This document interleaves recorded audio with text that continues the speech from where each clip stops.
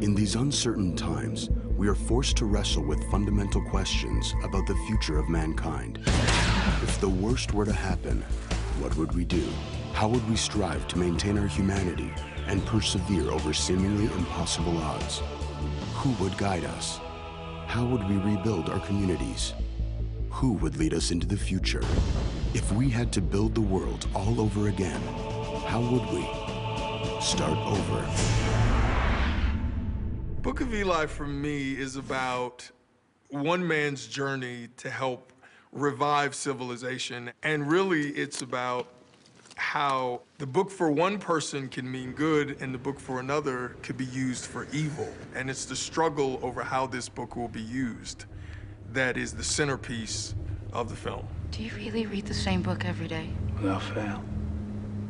Eli's mission or belief or faith is based on protecting something, no matter what stands in his way. And yeah, along the way, he wants water and wants food and wants shelter, but he'll do without those to get this book where it needs to be. And that's the strongest faith in the movie. You know, there's nobody else fighting for something so simple.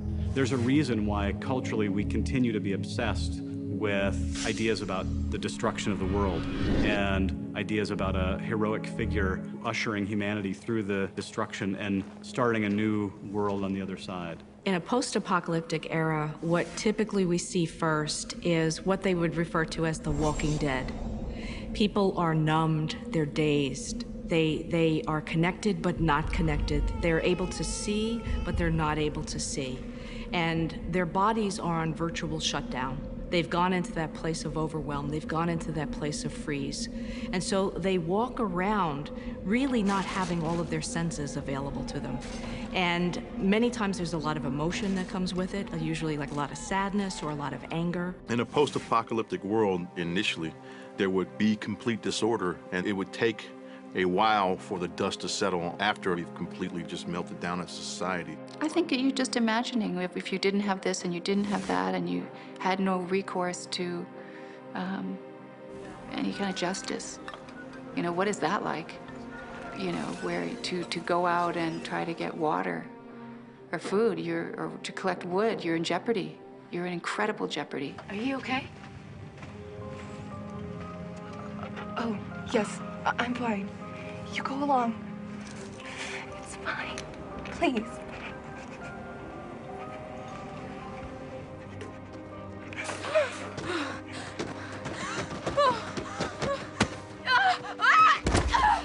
If you know how to get out in the world and touch things and do things as far as, you know, access things without computers, without cell phones, without automated everything, live like a person that was here 50, even 100 years ago, I think you'll be all right. I think the currency in a post-apocalyptic world will be just things that are on you. You know, clothes, food if you have it, water if you have it, shoes. Exchange may be the modality of economic relations, like in the old days. I give you a cow, you give me a horse. Oh, yeah. Yeah, right? Yeah. Looking good. Yeah, okay. All right. Now this. With these. Oh, absolutely. Hopefully in this world, you'll get a very real sense of how low people have had to go in order to stay alive.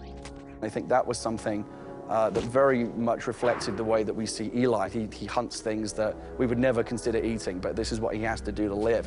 He's got an incredible amount of survival skill, because in this world, there's no way to survive for 30 years unless you've developed that kind of skill set. Eli, being a man of faith, the sacrifice he has to make is protecting something as precious as the book he has. When people get in his way or obstruct him, he's got to harm some people. I don't want any trouble.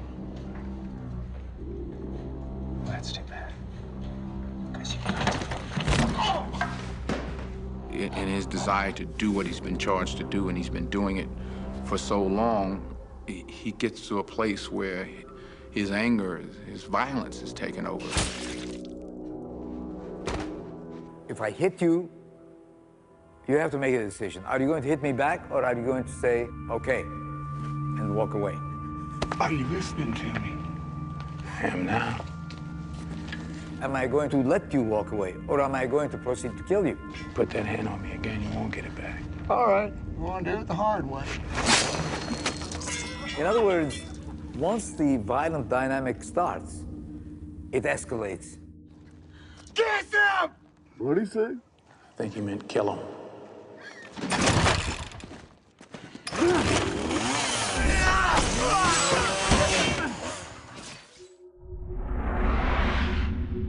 In the event of a fully blown disaster, the survivors would ask legitimately the question, is there a God? People who are extremely stressed out will often say that their belief in God will help them to get through hard times. Spirituality plays a huge role in healing in terms of trauma.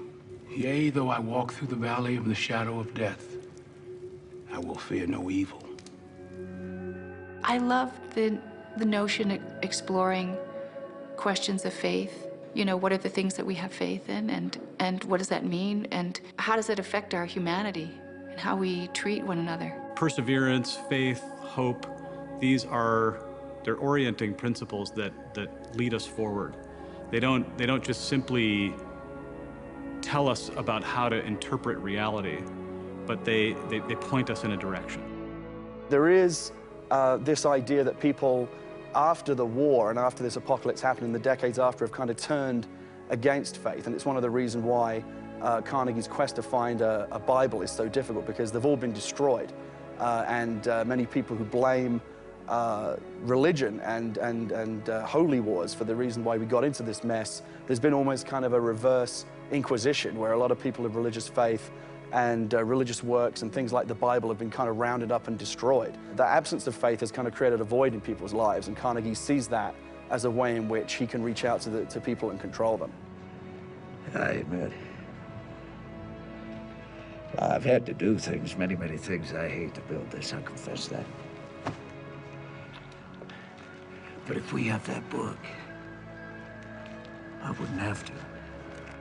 The Bible is the book of answers that needs to be mined for what it says, not only about the past and the present, but also the future. That was probably the strongest theme running through the movie, was how precious sacred text and words are, and particularly this book, and in the wrong hands, how it can be twisted and manipulated to make people do things that they shouldn't be doing. No more questions about the book, all right? One guy wants it for very kind of evil means, and one guy wants it just for protection because he knows it may be used in the future for good. God is good, is he not? All the time.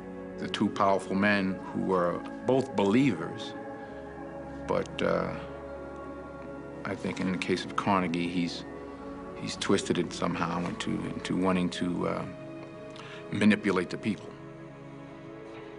You know, it's funny. As old as we are, people like you and me, we're the future.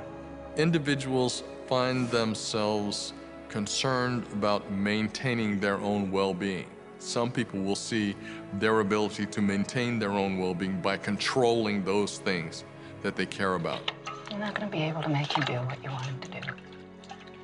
They would find a way to exercise that power. If they can do it by persuading people, that would be one thing. If it required coercion, they'd do that too. People will come from all over. They do exactly what I tell them if the words are from the book.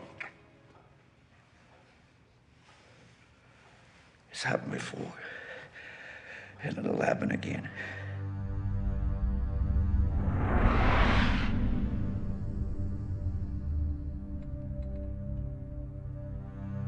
Person who would come to power would be one with the gift of gab, first of all, you know, and power of manipulation, whether it's good or bad.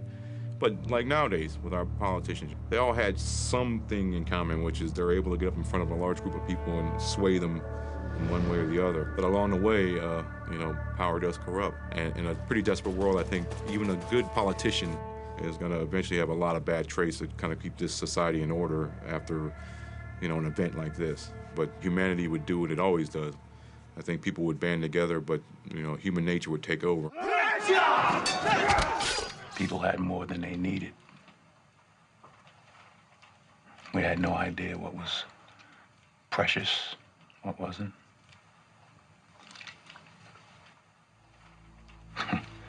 We threw away things people kill each other for now. We have not been on the brink of a collapse, not yet, because democratic societies have a way of lifting themselves. And I think and I hope we are in that process. In the face of great adversity and great disaster, people get something out of coming together, and they get something out of doing something for someone else. It's altruism, really, and that is a very, very healing kind of experience for people. And I think that's a part of what he had to learn, to share, to do more for others than for himself. And he also runs across a young girl who's played by Mila, who helps to remind him of being a human being that has to deal with other human beings. And in that conversation, she starts understanding how to have faith and how to start believing that there is a purpose in life and that you do have a goal. The goal of human life is to eventually get good enough at choosing the good inclination, which is not to say that the other will cease to exist, but that human life involves deliberate moral decision-making. You hungry? There's a lot of food there. More than I can eat. Tell you what, we can share it. The people that choose to move forward in a situation like that and embrace others are really the leaders in terms of the next piece of starting over. What's interesting is that you keep on trying and that you endeavor to stay alive. And that's the miracle. And that's sometimes involuntary faith. The journey of Eli is a fascinating one. He's someone who seems to have incredible faith in what he's doing. That faith and belief is very symbolic, I think, for a lot of people in terms of finding faith and belief in their own lives. This film paints both a bleak and a hopeful kind of future. It's like, yeah, it's very bleak, the surroundings and what you see and what people do to survive. But in the end, you know, what we want to leave in people's minds is hope, because this guy was doing something for good, and he's passing on some knowledge. If there was some kind of apocalypse, I think there's hope for humanity to get back to what really matters, you know? What Eli represents is hope and faith that humanity can rebuild.